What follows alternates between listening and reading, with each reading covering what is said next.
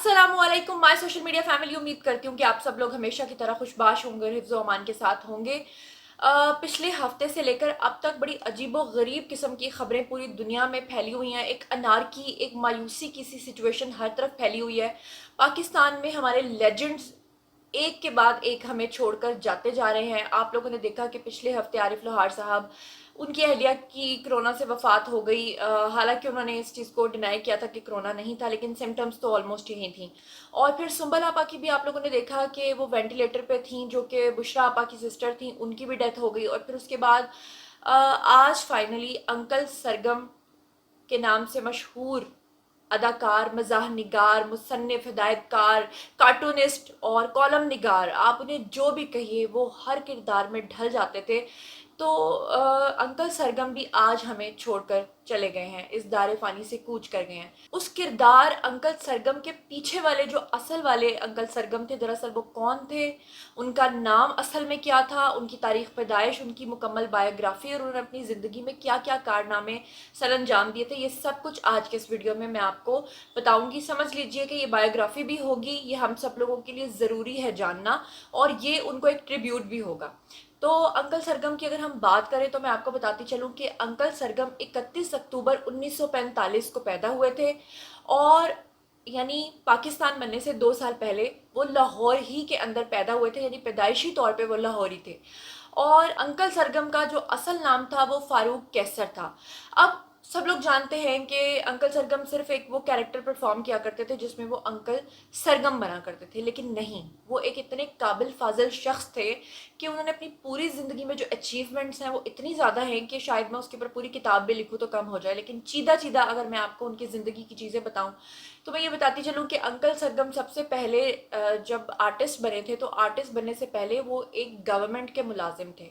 और जब वो गवर्नमेंट के मुलाजिम थे तो उसी दौरान उन्होंने अपनी जो क्वालिफिकेशन है वो अभी मुकम्मल नहीं की थी। अभी वो सरकारी तौर पे मुलाजिम भर्ती हुए थे, लेकिन पूरी ज़िंदगी वो पाकिस्तान, सिर्फ पाकिस्तान नहीं बल्कि जो दूसरे ममालिक हैं वहाँ पर भी घूमते फिरते रहे पूरी ज़िंदगी को। आपको पता है कि जो सरकारी मुलाजमीन हैं इनकी जगह जगह पर जो है वो ट्रांसफ़र्स होती रहती हैं, फिर इनको मुख्तलिफ सिलसिलों में बाहर के मुल्कों में भी जाना पड़ता है। तो अंकल सरगम ने अपनी जो क्वालिफ़िकेशन है उसको नहीं रोका, उसका सिलसिला जारी रखा, और इस तरह उन्होंने अपना जो मैट्रिक है वो किया पेशावर से, और एफए उन्होंने किया जनाब यानी कोयटा से, और ग्रेजुएशन अपनी उन्होंने कंप्लीट की नेशनल कॉलेज ऑफ आर्ट्स के अंदर लाहौर से। अच्छा, अब यहाँ पर ही सिर्फ सिलसिला नहीं रुका बल्कि आगे मास्टर्स करना था अंकल सरगम ने। तो मास्टर्स करने से पहले ही अभी जब उन्होंने ग्रेजुएशन किया था तो उन्होंने सोचा कि मैं अपनी ज़िंदगी को बिल्कुल ऑर्डिनरी तरीके से नहीं गुजारूंगा, बल्कि मैं एक आर्टिस्ट भी बन के दिखाऊंगा। उसी सिलसिले में 1970 में उन्होंने अपनी ये जो खिदमात हैं ये सर अंजाम देना शुरू कर दी, अपनी ज़िंदगी में एक स्ट्रगल स्टार्ट कर दी। लेकिन 1970 में उनको शोहरत नहीं मिली। शोहरत उनको 6 साल की दिन रात मेहनत के बाद जाके 1976 में मिली। जैसा कि मैंने आप लोगों को बताया कि 1970 में अंकल सरगम ने अपनी फ़नी ज़िंदगी का आगाज़ कर दिया था। ग्रेजुएशन उनका कंप्लीट हो गया था, मास्टर्स उन्होंने अभी आगे करना था, साथ साथ वो अपनी गवर्नमेंट की नौकरी भी कर रहे थे। लेकिन उसी दौरान उन्होंने एक प्रोग्राम शुरू किया था पीटीवी से जिसका नाम था अक्कड़ बक्कड़। अब ये जो अक्कड़ बक्कड़ प्रोग्राम था ये इन्होंने किया तो इसका नाम भी बड़ा अट्रैक्टिव था, लेकिन यहाँ से इनको शोहरत नहीं मिली। 1976 में जाकर जब इन्होंने कलियां प्रोग्राम किया था, उसमें जब इन्होंने अंकल सरगम का कैरेक्टर परफॉर्म किया था तो वहाँ से ये शोहरत की बुलंदियों पर पहुंचे थे। लेकिन आप लोगों को पता है कि अंकल सरगम का किरदार जो है उसके बारे में हमेशा लोग क्यूरियस रहते थे कि दरअसल इसके अंदर छुपा आर्टिस्ट जो है उसके चेहरे से हम जो है वो वाकिफ नहीं है, चेहरा शनास बनना चाहते थे वो। तो इसी दौड़ में, इसी प्यास में आपको पता है कि वो क्या क्या बन गए। वो एक हिदायतकार बन गए, वो वॉइस ओवर एक्टर बन गए, वो कार्टूनिस्ट बन गए, पुतलीबाज बन गए, फिर वो मुसन्निफ के साथ साथ जो है वो कॉलम निगार भी बन गए। और अभी तक जब वो इस दुनिया से दारे फ़ानी से कूच कर गए तब तक वो एक अखबार के साथ मुंसलिक रहे और अखबार में उनका कॉलम भी छपता रहा। अच्छा जी, अब इसी दौरान जब अंकल सरगम को शोहरत मिल गई तो फिर उसके बाद उन्होंने ये डिसाइड किया कि वो अपना मास्टर्स कंप्लीट करेंगे, और मास्टर्स कंप्लीट करने के लिए वो जा पहुंचे रोमानिया में।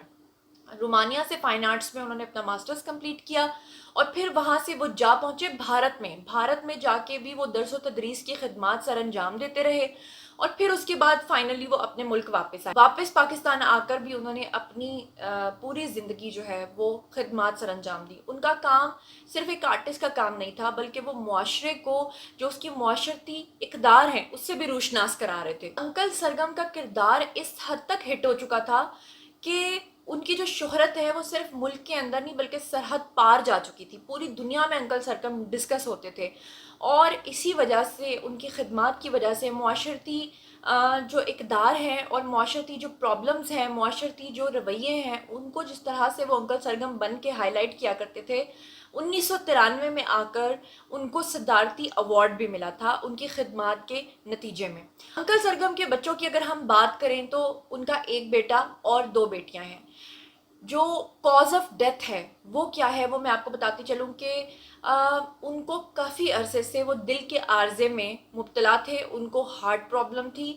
کافی عرصے سے ان کا علاج معالجہ چل رہا تھا. آج اچانک ان کی طبیعت خراب ہوئی لیکن جب ان کو ہاسپٹل لے کر جایا گیا تو وہ جاں بحق نہ ہو سکے اور وہ اپنے خالق کے حقیقی سے جا ملے. انکل سرگم کی اگر میں مزید آپ کو باتیں بتاؤں تو میں نے کیا بتانا ہے, آپ سب لوگ خود سے واقف ہیں کہ آج ہر آنکھ اشک بار ہے انکل سرگم کے جانے پہ. یہاں تک کہ ہمارے وزیر اعظم عمران خان صاحب نے بھی آج ایک ٹویٹ کیا ہے جس میں انہوں نے کہا ہے کہ انکل سرگم کے جانے پر وہ بے حد رنجیدہ ہیں اور انہوں نے یہ بھی کہا ہے کہ انکل سرگم نے جو اپنی خدمات سر انجام دی ہیں معاشرے کے سدھار کے لیے وہ بہت ہی قابل قدر تھیں. جیسا کہ میں نے آپ کو بتایا کہ انکل سرگم صرف ایک آرٹسٹ نہیں تھے بلکہ وہ کالم نگار بھی تھے اور ان کی کتنی ساری خوبیاں میں نے آپ کو گنوائی ہیں. تو روزنامہ نئی بات کے لیے وہ اپنا ایک کالم بھی لکھا کرتے تھے جو بہت ہی مشہور ہوا تھا جس کا نام تھا میٹھے کریلے, یعنی کڑوی بات کو میٹھی گولی میں لپیٹ کر معاشرے کے جو ناسور ہیں ان کو وہ وہاں پر بتایا کرتے تھے. ابھی وہ جس اخبار سے منسلک تھے وہ تھا جہان پاکستان. بہت سے لوگ کردار ادا کرتے ہیں اور ان کی خواہش ہوتی ہے کہ ان کو شہرت ملے انکل سرگم جیسی.